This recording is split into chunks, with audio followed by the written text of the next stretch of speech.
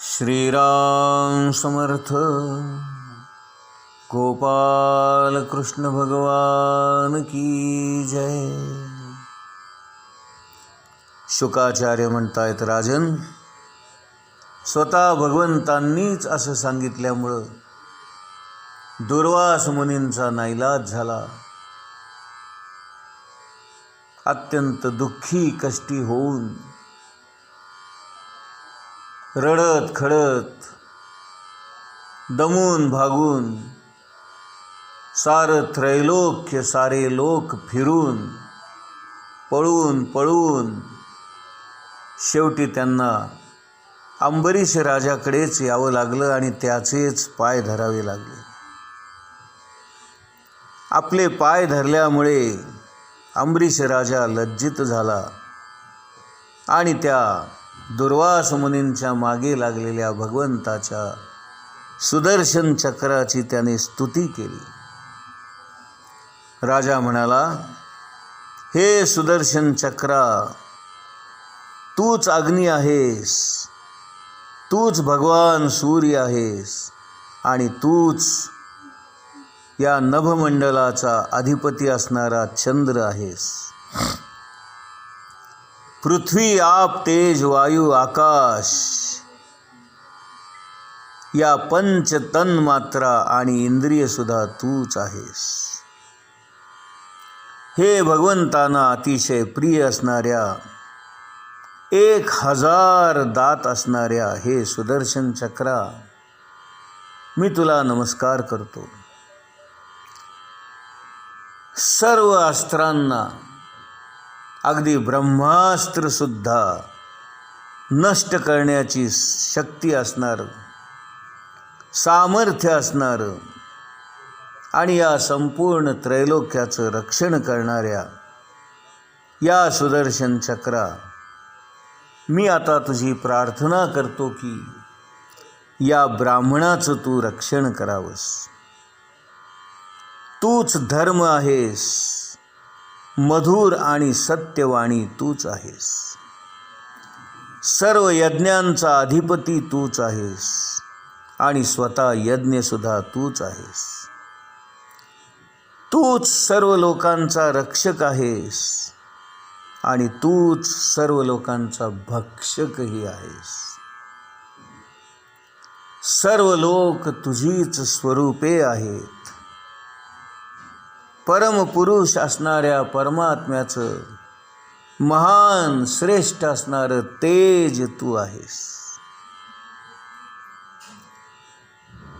हे भगवंत प्रिया,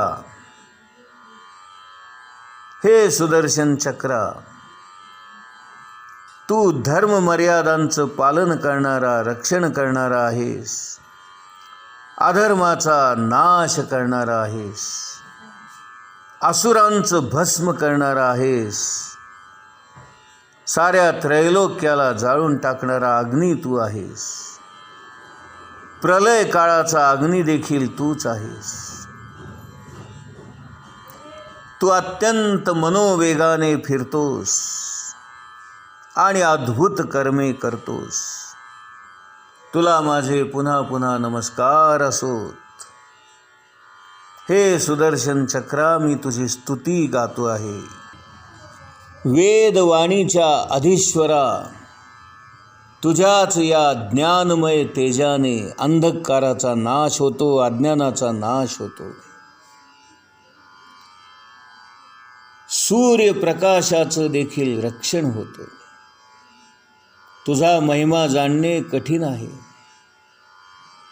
हे कार्य कारण रूपात्मक असणारं जग, हे सारं तुझंच स्वरूप आहे.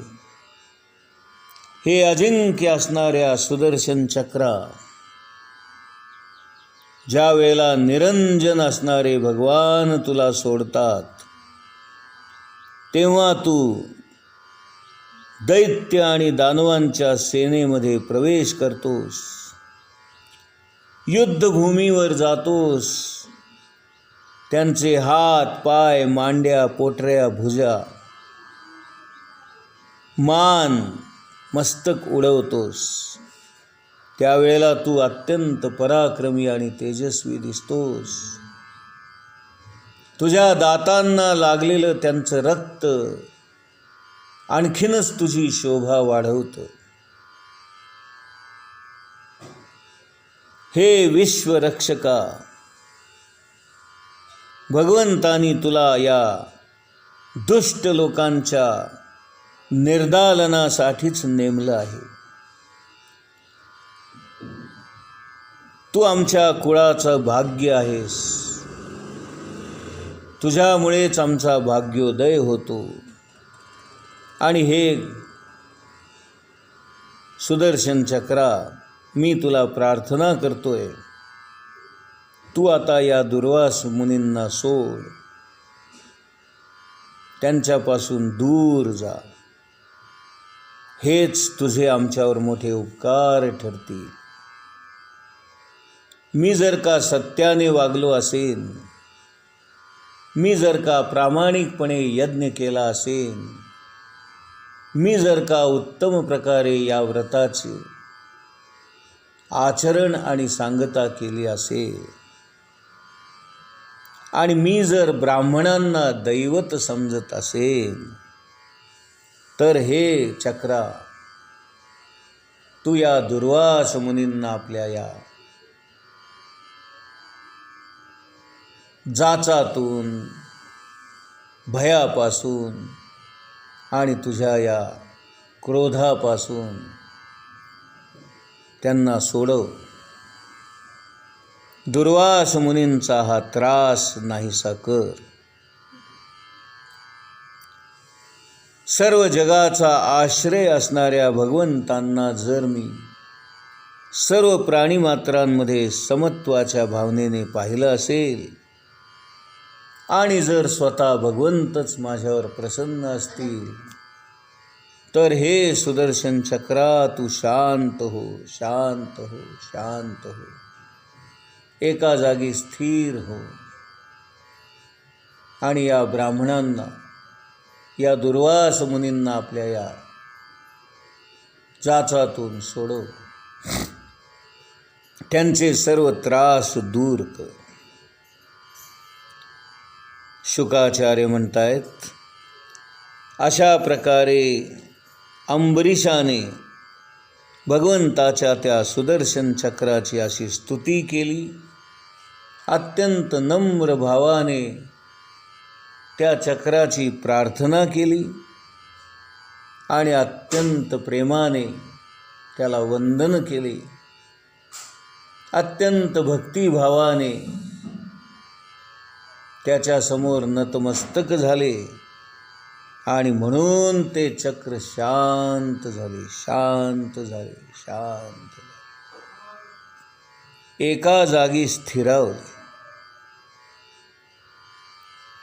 दुर्वास मुनी त्या सुदर्शन चक्रापासून निर्माण होणाऱ्या भयंकर आगीपासून मुक्त झाले. दुर्वास मुनींनी राजाला आशीर्वाद दिले,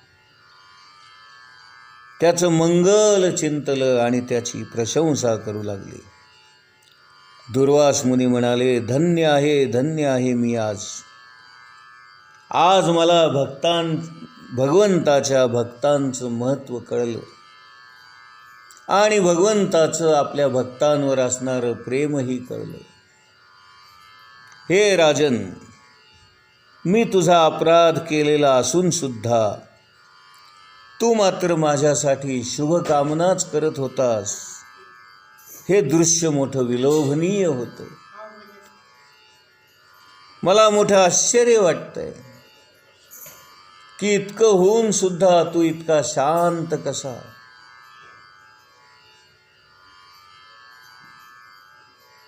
भगवंताचे जे भक्त असतात त्यांच्या हृदयामध्ये भगवंत वास करत असल्यामुळे ते असे शांत असतात, प्रसन्न असतात, आनंदी असतात, समाधानी असतात. त्यांना कुणाचाही द्वेष नाही, मत्सर नाही, हेवा नाही. ते सर्वाभूती भगवंत पाहतात, सर्वांवर प्रेम करतात. अशा प्रकारे भगवंताचे भक्त भगवंतांना प्रिय होईल असंच वर्तन करतात. त्यांच्या वागण्या बोलण्यामध्ये नम्रता असते. ते अत्यंत मधुर भाषण करतात आणि केवळ त्यांच्या आचरणातूनच आपल्याला लक्षात येतं की हे भगवत भक्त आहेत. अहंकार त्यांच्या जवळपास सुद्धा फिरकत नाही. मोठेपणा त्यांना कधीच करायची गरज नसते. आपण काय आहोत, कसे आहोत हे जगाला दाखवण्याची त्यांना अजिबात इच्छा नसते आणि त्याची त्यांना आवश्यकताही वाटत नाही. भगवंतमय झाल्यामुळे त्यांचं हृदय, त्यांचं मन, त्यांची बुद्धी, त्यांचं चित्त अत्यंत शुद्ध, शांत, पवित्र झालेलं असतं. आणि म्हणून भगवंताचा भक्त सतत शुभ कार्य करत असतो, शुभ कामना करत असतो आणि लोकांचं शुभ चिंतत असतो. ते सतत इतरांचं कल्याण करत असतात, इतरांना मदत करत असतात, सहाय्य करत असतात, परोपकार करत असतात. दुसऱ्यांना आनंद देण्याची संधी ते सोडत नाही. ते कदापिही दुसऱ्यांना दुःख देत नाहीत, कोणाचं मन दुखवत नाहीत, कोणाला नाराज करत नाहीत. दारी आलेल्या अतिथीला विनमुख पाठवत नाहीत. ही सारी भगवत भक्तांची लक्षणं आहेत. राजन, हे राजन, आपण या भक्तांची चरित्र का पाहायची, का वाचायची, का त्यांचा अभ्यास करायचा, त्याचं कारण समजून घे. भगवंताच्या या भक्तांच्या चरित्रातून आपल्याला भक्ती कशी करावी, प्रेम कसं करावं, भगवंताचं कसं व्हावं, काय केलं म्हणजे भगवंताला आवडेल, कशाने भगवंत संतुष्ट होईल, या गोष्टी कळतात. आणि त्यांच्या चरित्राचं अनुकरण करून आपण सुद्धा आपल्यामध्ये असे बदल करू शकतो. शुकाचार्य परीक्षित राजाला सांगतायत, हे राजा, परमार्थ हा केवळ ऐकण्याचा विषय नाही.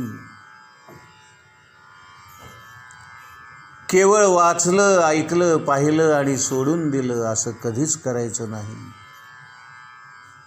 त्याचं सतत मनन चिंतन करायचं, त्याचं सतत श्रवण करायचं,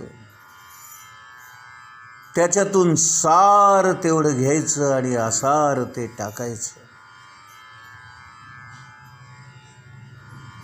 या जगामध्ये अनेक गोष्टी शिकण्यासारख्या आहेत, अनेक गोष्टी करण्यासारख्या आहेत.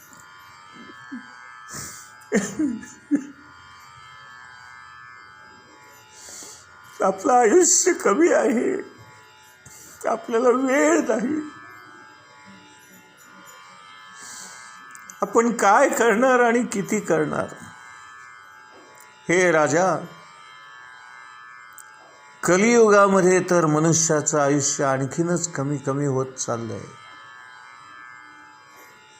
अशा परिस्थितीत आपण भगवंताचं चरित्र, त्याची कथा, त्याचे गुण गात राहावं. त्याच्या भक्तांची चरित्रे वाचावीत, त्यांचं आचरण पाहावं, त्याचं अनुकरण करावं. त्यांनी कसं भगवंताला आपलंसं केलं हे शिकावं. त्याच्यातून ज्ञान प्राप्त करून घ्यावं, बोध प्राप्त करून घ्यावा आणि आपल्या आचरणामध्ये बदल घडवून आणावा, सुधारणा घडवून आणावी. हेच तर आपल्याला भागवतातून शिकायचं आहे ना. नाहीतर हे राजा, तू भागवत कशासाठी ऐकतोयस? भागवत ऐकण्याचा हेतू काय? जर आपल्याला हेतूच कळला नाही तर सारं श्रवण वाया जाईल, व्यर्थ जाईल.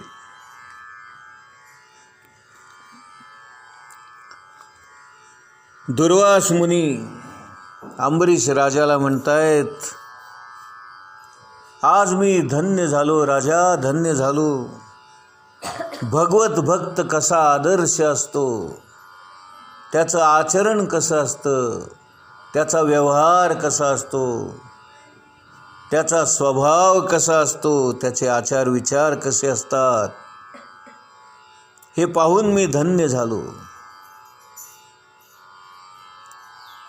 हे राजा, तुझे माझ्यावर मोठे उपकार आहेत. मी केलेलं अपराध विसरून सुद्धा तू माझं रक्षण केलंस. राजा अंबरीश दुर्वास मुनी परत येईपर्यंत वाट पाहत होता. त्याने मुनींना भोजन करवून तृप्त करविले. त्यानंतर प्रसन्न होऊन दुर्वास मुनी म्हणाले, हे राजा, आता तूही भोजन कर आणि आपल्या व्रताची सांगता कर. गोपाल कृष्ण भगवान की जय.